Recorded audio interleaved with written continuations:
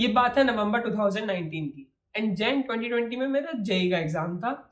And at that time I was literally confuse, मतलब मुझे समझ नहीं आता था कि कहाँ से पढूं, कितना पढूं और कैसे पढूं। तो I was constantly seeking for guidance. उस टाइम मैं ये सोचता था कि यार कोई एक ऐसा जना मिल जाए जिसने जेई क्लियर कर रखा हो, जो मेरे को सही से गाइड कर पाए। और मेरी फैमिली में ऐसा कोई जना था ही नहीं। उस टाइम पे ऑनलाइन एजुकेशन प्लेटफॉर्म्स थे, अब तो और भी बहुत ज्यादा है। वो ऑनलाइन प्लेटफॉर्म्स नहीं होते कि आपने एक बार उन पर रजिस्टर कर दिया और फिर वो आपके पीछे ही पड़ गए हैं, फोन करे जा रहे हैं बार बार। तो मैंने ऑलमोस्ट जितने भी ऑनलाइन एजुकेशन प्लेटफॉर्म्स थे सब पे रजिस्टर कर रखा था। तो ऐसे ही बार बार कहीं ना कहीं से फोन आता रहता था। तो एक बार फोन आया था किसी प्लेटफॉर्म से, अब एग्जैक्टली नहीं याद कि किस प्लेटफॉर्म से फोन आया था, पर लेकिन कॉन्वर्जेशन याद है। उन्होंने मुझसे पूछा था कि आप मैथ्स में डेली कितने क्वेश्चन सॉल्व कर लेते हो। अब ये बताने से पहले मैं ये बताता हूँ कि मेरी प्रिपरेशन का लेवल था क्या। तो देखो, फिजिक्स में मेरे को सिर्फ एक चैप्टर बहुत ढंग से आता था, वो था करंट इलेक्ट्रिसिटी। और बाकी चैप्टर्स के बेसिक्स मालूम थे, पर लेकिन जब जेई के क्वेश्चन सॉल्व करने बैठता था तब मैं सोचता था कि यार ये कौन से कंसेप्ट है जो मैं नहीं पढ़ रहा हूँ। क्वेश्चन हिलता ही नहीं था, सॉल्व ही नहीं हो रहा है। तो मैंने फिजिक्स को साइड कर दिया था कि यार ये तो अभी नहीं हो सकता है, बाकी सब्जेक्ट्स को देखते हैं। केमिस्ट्री में ऑर्गेनिक पढ़ने की कोशिश कर रहे हैं, नेम्ड रिएक्शन रट लिए हैं, पर लेकिन सब कुछ ऊपर से जा रहा है, कुछ खास समझ में नहीं आ रहा है। क्वेश्चंस समझ में नहीं आ रहा है कि कौन सा रिएक्शन कब हो रहा है और कैसे वो प्रोडक्ट बन रहा है, कुछ भी समझ नहीं आ रहा है। तो कहा कि यार इसको भी छोड़ते हैं। इनऑर्गेनिक केमिस्ट्री पढ़ने के बाद समझ आ गया कि यार ये सिर्फ रट्टेबाजी वाली चीज है। तो मैंने कहा इसको मैं पढ़ूंगा आखिरी 10 दिन में। आखिरी 10 दिन में सिर्फ इनऑर्गेनिक केमिस्ट्री पढ़ूंगा, जिससे कि मेरे दिमाग में फ्रेश रहेगा कि यार ये भी पढ़ के आए और सीधे मतलब वही लगाना है एनसीईआरटी की रीडिंग करके। फिजिकल केमिस्ट्री 12th की मेरे को बहुत अच्छे से आती थी, तो बस केमिस्ट्री में ये सिचुएशन थी। अब मैथ्स में जो था, मैथ्स में मेरे को 12th की मैथ्स बहुत अच्छे से आती थी। 12th में सिर्फ एक मैथ्स ही सब्जेक्ट है जिसको मैंने बहुत अच्छे से करा था, तो इस वजह से मैं मैथ को अपना स्ट्रॉन्गेस्ट सब्जेक्ट मानता था। तो अब जो वो अंकल का फोन आया था, अब जब कॉन्वर्जेशन स्टार्ट हुई तो वो पूछते हैं आपकी प्रिपरेशन कैसी चल रही है। मैंने कहा सही चल रही है। आपका स्ट्रॉन्गेस्ट सब्जेक्ट कौन सा है। मैंने कहा स्ट्रॉन्गेस्ट सब्जेक्ट मैथमेटिक्स। कितने क्वेश्चन सॉल्व कर लेते हो आप दिन में मैथ्स में। मैंने कहा 10-15। 10-15 और मैथ आपका स्ट्रॉन्गेस्ट सब्जेक्ट है। कहा ऐसे तो जेई क्लियर नहीं हो पाएगा।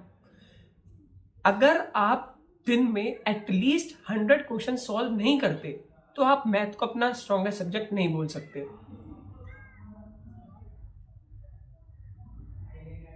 सोचो कितना कॉन्फिडेंस बूस्ट हुआ होगा मेरा। फिर वो कहते हैं कि अगर आप डेली एटलीस्ट 100 क्वेश्चंस हर सब्जेक्ट के सॉल्व नहीं कर रहे हो तो आप नहीं कह सकते कि आपकी प्रिपरेशन अच्छी चल रही है। सोचो कितना कॉन्फिडेंस बूस्ट हुआ होगा मेरा। मुझे मालूम था कि पक्का इसके बाद वो कोई कोर्स अपना बताएंगे कि इस कोर्स को ले लो। उन्होंने बोला भी, उन्होंने कहा कि इस कोर्स में एक पर्टिकुलर सेट ऑफ क्वेश्चन है जो आपकी प्रिपरेशन को बूस्ट कर देगा। मैंने कहा कि नहीं चाहिए, मैं अपने आप देख लूँगा जो करना है, thank you for your advice. और अब देखो एनआईटी में बैठ के आपके लिए वीडियो बना रहे हैं। So the whole point of sharing this experience with you all was to make you all aware that keeping the surrounding clean in your mind is the biggest aspect of preparation. And not only JEE preparation, this is the biggest aspect of life in general also.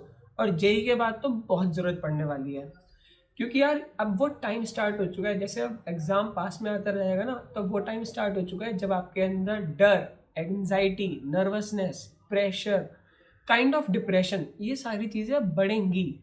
और अब इसी time आप देखोगे बहुत सारे बच्चे जो हैं वो दूर भागेंगे जेई से। वो कहेंगे कि यार अभी इस अटैम्प्ट को छोड़ते हैं, नेक्स्ट पे फोकस करेंगे या कुछ भी, ऐसी चीज़ें होंगी।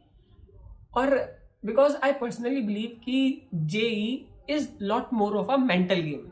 जितने भी कॉम्पिटिटिव एग्जाम्स होते हैं ना, ये मेरा पर्सनल बिलीव है कि जैसे जेई, नीट या जितने भी कॉम्पिटिटिव एग्जाम्स हैं, इनमें प्रिपरेशन तो मस्ट है ही, लेकिन प्रिपरेशन के बाद जो एक डिसाइडिंग या डिफरेंशिएटिंग फैक्टर आता है दो जनों में, वो होता है कि कौन कितना मेंटली स्ट्रांग है। एक इंसान जिसकी प्रिपरेशन ज़्यादा अच्छी नहीं, ठीक ठाक है, लेकिन वो मेंटली स्ट्रांग है, he can beat the one जिसकी प्रिपरेशन बहुत अच्छी है लेकिन वो डरा हुआ है। और ऐसा होता है बहुत बार। And I don't know why no one talks about this aspect of preparation, which is the most important aspect. अब मेरी वीडियोस पे कुछ कमेंट्स थे कि स्ट्रेटेजी क्या होनी चाहिए, कौन से चैप्टर्स पढ़ने चाहिए, कौन से चैप्टर्स छोड़ने चाहिए, ये वो। तो यार देखो, स्ट्रेटेजी वीडियोस बहुत सारी मिल जाएंगी इंटरनेट पे। I personally don't want to make such videos because अगर मैं आप लोगों की जगह होता तो मैं किसी की स्ट्रेटेजी फॉलो नहीं करता, क्योंकि 10 जने 10 स्ट्रेटेजी बताएंगे और आपके दिमाग में खिचड़ी पक जाएगी। तो इससे अच्छा यही है, क्योंकि आप जानते हो आप कितना प्रेशर हैंडल कर सकते हो, आप जानते हो कि आप कितना रिस्क ले सकते हो, तो अपनी स्ट्रेटेजी खुद बनाओ और उसे फॉलो करो। But I don't know why no one talks about this mental aspect, which is most important I think. क्योंकि प्रेशर सबके ऊपर है भाई। तुम्हें लग रहा है ना कि अगर वो बच्चा, वो जो टॉपर है, कि उसको प्रेशर फील नहीं हो रहा होगा, उससे भी बहुत प्रेशर फील हो रहा है। फैमिली एक्सपेक्टेशन सबके साथ है, पीयर प्रेशर सबके ऊपर है। एंड में वही मैटर करेगा कौन इन सब चीज़ों को बहुत अच्छे से हैंडल करेगा। दूसरी चीज़ जो हो रही होगी, सबका पढ़ाई से मन उठ चुका होगा, नफरत हो चुकी होगी पढ़ाई से कि यार अब जेई के बाद तो पढ़ना ही नहीं है। हर किसी का यही सिचुएशन है, हर कोई यही सोच रहा है। यहाँ पे सिर्फ और सिर्फ अगर आप अपने आप को मेंटली स्टेबल रख पाते हो, काम रख पाते हो, यही सब चीज़ें जो फाइनली डिसाइड करेंगी कि आप कितना अच्छा परफॉर्म करोगे। एंड आपका वाई क्लियर होना चाहिए, वाई स्ट्रांग होना चाहिए। Like why do you want to give this paper. मेरे केस में मेरा वाई ये था कि यार मेरे को पढ़ के एक अच्छे गवर्नमेंट कॉलेज में पहुंचना है, जहां पहुंचने के बाद मेरे को कोई पढ़ने को ना बोले। तो अब आपको अपना वाई ढूंढना होगा, क्योंकि देयर विल बी टाइम्स, बहुत बार ऐसा होगा कि you will be feeling very low. अब आप उस सिचुएशन को कैसे हैंडल करोगे, वही डिसाइड करेगा कि आप कितना अच्छा परफॉर्म करने वाले हो, क्योंकि यार प्रेशर सब पे है। So this was it. I just wanted to share my thoughts on this topic, mental aspect of the preparation. And I don't know why no one talks about this, but sometimes you just need to let go of your thoughts and you need to just hold on a little longer.